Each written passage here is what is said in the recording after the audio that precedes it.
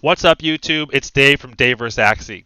In today's episode, we're going to review Trezor, the hardware wallet, trying to convert from the software side of MetaMask and Ronin, and how to add the hardware wallet into both platforms. And today, we're going to cover how to set up your Trezor. It's not that complicated.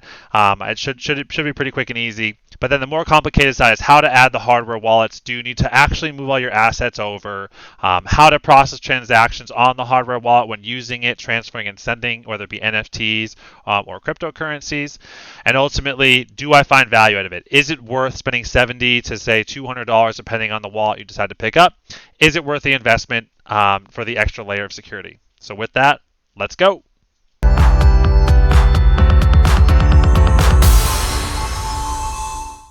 Alright, so you just got your Trezor. Now, I actually kept my box here because so many people, when I told them I was buying my Trezor, they were very interested about why, what's the value, how can they use it, and they just wanted to know information. So I kept the box for you. There's really not a ton in here. There's a couple calls I will make, though, before you use a Trezor, because if there was any way that someone was able to put any bad software or malware onto your Trezor before it got to you, you'll definitely want to make sure the box is secure. I highly recommend you buy your Trezor directly from the company. You might be able to buy from Amazon too, as long as it's being shipped and sold by Trezor themselves. But again, I highly recommend if you're going to buy a Trezor, buy it directly from the company or whatever other hardware wallet you're going to buy. I've heard Ledger is good, but the most popular one that I know in the Axie community is going to be a Trezor. So this is actually the cheaper model. I believe this is about $70. I think this is the Trezor T, if I'm not mistaken. It's the black one. That's how I call it. But basically, you can see the box is pretty torn up. That's because it is so glued together when you first get it. And I'll try to show you here too. There is a silver piece of tape here that's pretty durable and strong. I didn't even rip it all the way through. I just kind of tore it off. But this is all glued together, and that is sealing it too to show that it has not been open, touched. And if it is, they tell you do not open it. Make sure that you handle that appropriately.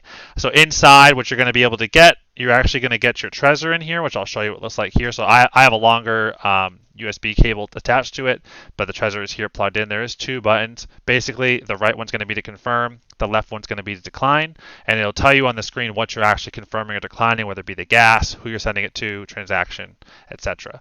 And a cool little hook in case you want to hook it onto something, I don't know, or take it with you on the go. You do also get a small USB cable in the box. It probably only goes about that long, though. It really is only about 3-4 inches. It's not that big. So just make sure that if you want a longer one, like I do from my desktop over to where I'm kind of sitting, I just use a longer cable. Any standard USB cable or micro USB will do it for you. That's the adapter here. So yeah, so from there we're going to go into how to set it up and get it rolling so you can attach your hardware wallets to MetaMask and Ronin. So to begin, we're just going to jump right in, starting with the Trezor suite. So when you first buy your Trezor and plug it in, you're going to go to trezor.io. You can either order one here or say I already own mine. It'll then take you to the Trezor suite. You will then want to download this. You can get the desktop app or you can just go on the web. We're just going to use the web browser for now. I have the suite also open. It looks a lot like this, or this is it. I don't use this. You don't really need to be using this, especially if you're just going to be using MetaMask and Ronin wallet. But ultimately, just know that it's available to you. It's an easier way to track and see your actual accounts with your holdings. And we'll see on my actual overview here, I was just able to pull in my Ethereum account that I have on the cold wallet. And so I just hit here plus. You can go to Ethereum or whatever coin you have, as long as they're transferred into the Trezor already. And we'll hit add account. And you can see here, I just added a second one that didn't need to be in there. But initially, when you first deploy it, it will say, do you want to try to go find all of your Ethereum-based accounts or any account that has Ethereum in it? And so that's what pulled this, which you can also see in tokens. I have AXS, or I had AXS in there, and then now I have some SLP in there as well. But obviously, what we're primarily here for is how do we use the Trezor with Axie Infinity? So we're going to go to the inventory and we'll go to just kind of my account to look at it. But basically what we're going to do is you're first going to hit MetaMask. You can see right now I'm already actually in my Trezor account. So in the top right here, as we've talked before, going to your accounts, you'll have all your kind of software-based accounts that you already had in your computer in here from before, and you'll see this one actually says hardware on that. So which instead of hitting create account or import account, you're going to hit connect hardware wallet. So we're going to hit Trezor, continue. This sometimes will glitch. So if that spins for a long time, which it didn't do it here, which is good, just note what's worked for me is clearing your cache, clearing your history, cookies, just kind of deleting all your browser history, trying a different browser. But obviously, if you try a different browser, all of your old accounts will not be there too, so just something to consider. But when you are, adding this account here, it'll just come to this main screen normally. But if you have issues, just clear your history. It seems to work. Or try plugging, unplugging your Trezor kind of from all angles. So we'll hit, don't ask me again if you're going to be using that computer again. It's just letting you know that it's going to be reading your Trezor. So if you're saying allowing this service to do it, we're then going to export our public key. And then we can pick an account to add. So I'm going to add the second account to my MetaMask. You can see I cannot select the first one because it's already attached to it.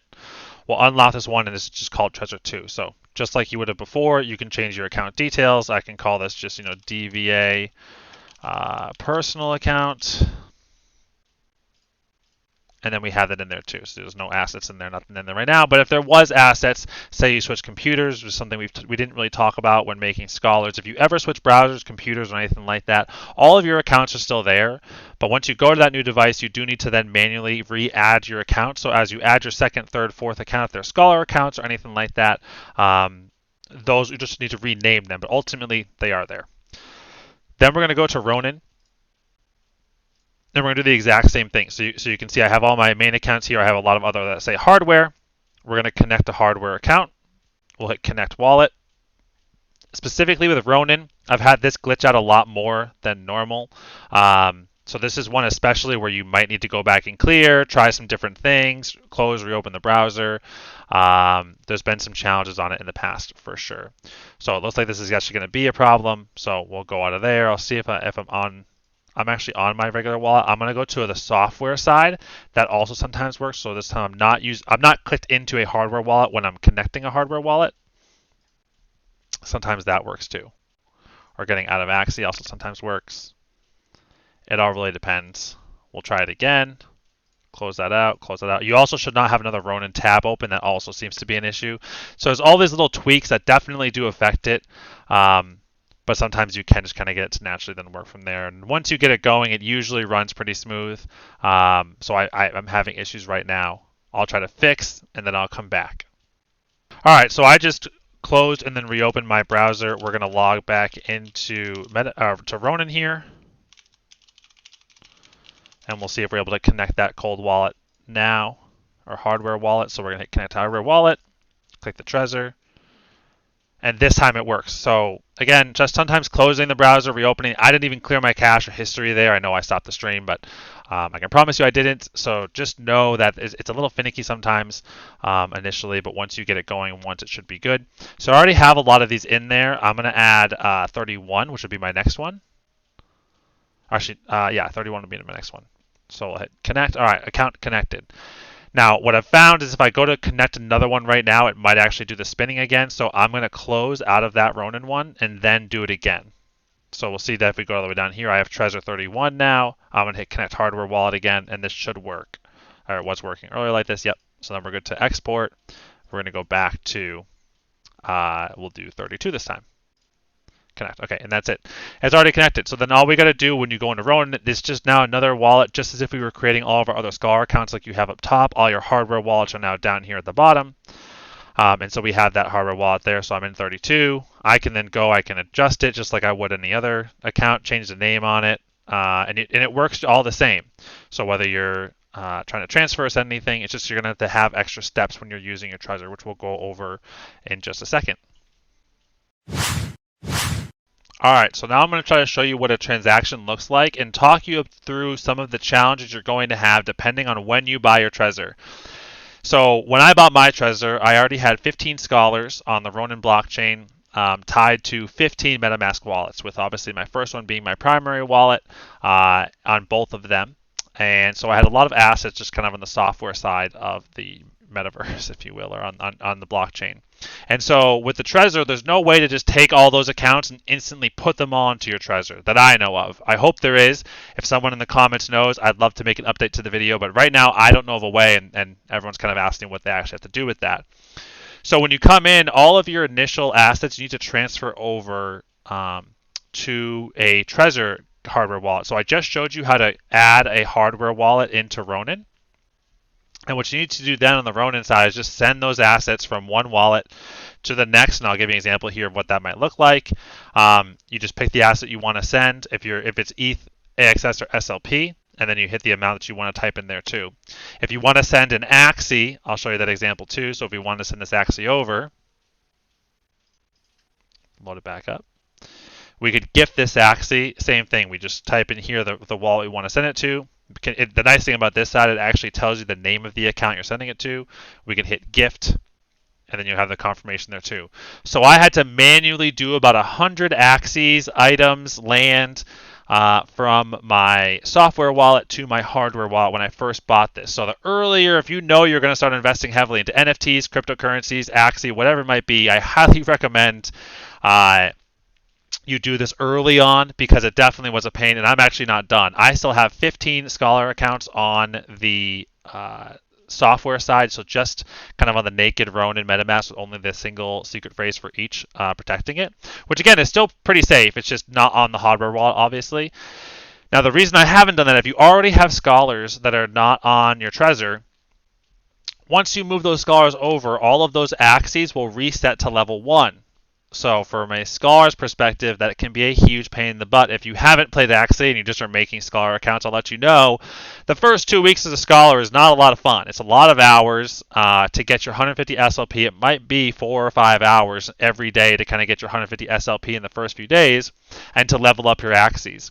Once you get past that, it definitely does become easier, but I haven't had the guts to tell my Scholars, hey, I got to move your 15 accounts over yet.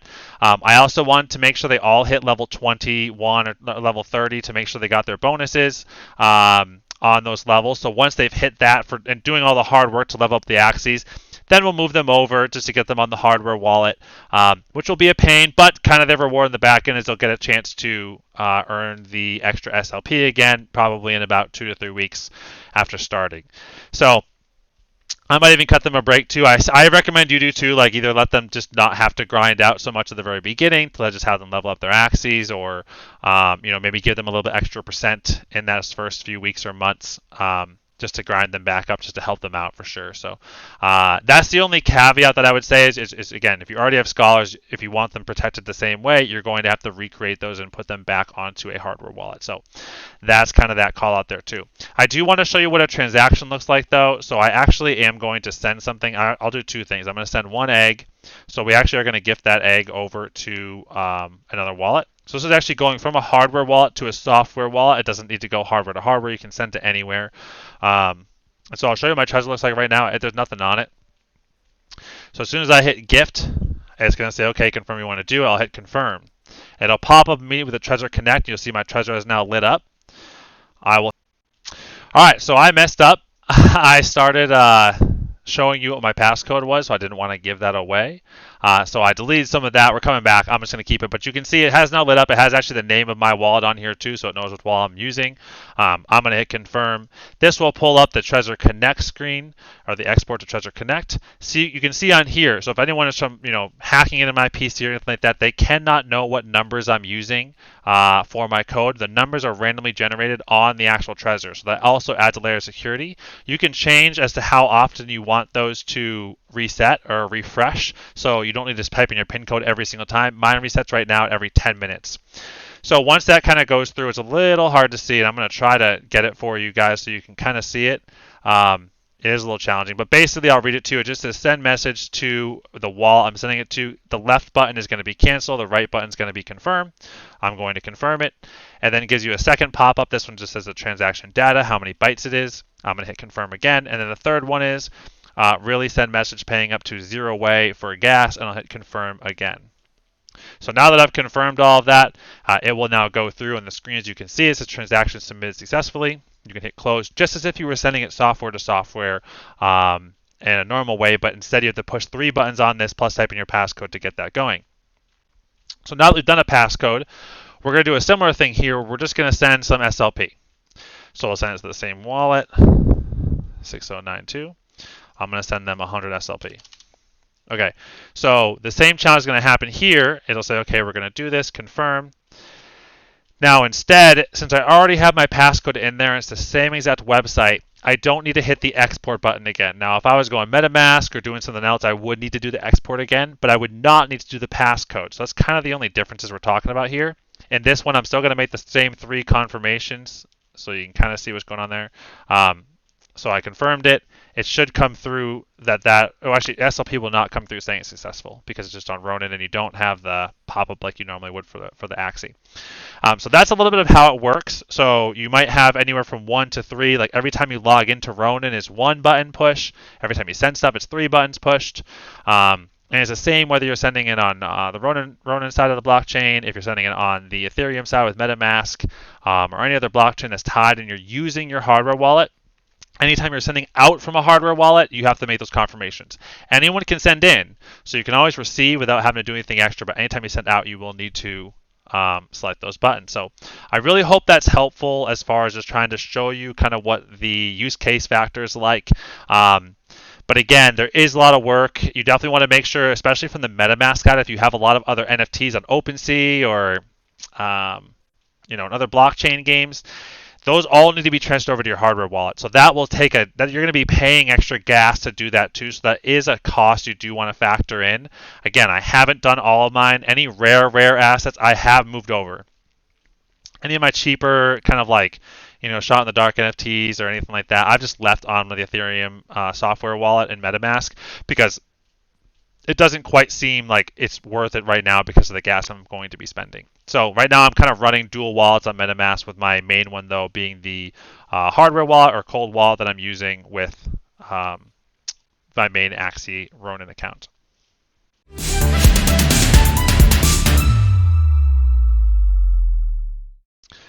So real quick for a lot of people too, the question is like, why do you want a hardware wallet versus just a software wallet? What's the difference? What's the protection? Well, also in the box, what you're going to get is you're going to get a couple of cards. This is just pieces of paper, but it's basically like actually a piece of paper just saying your personal recovery seed. Do not disclose the seed to anybody. It's a little hard to see, but ultimately it's just kind of a piece of paper that allows you to write down your entire secret phrase.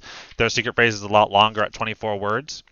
And it also never actually has to go through the web. You can do it offline if you wanted to too.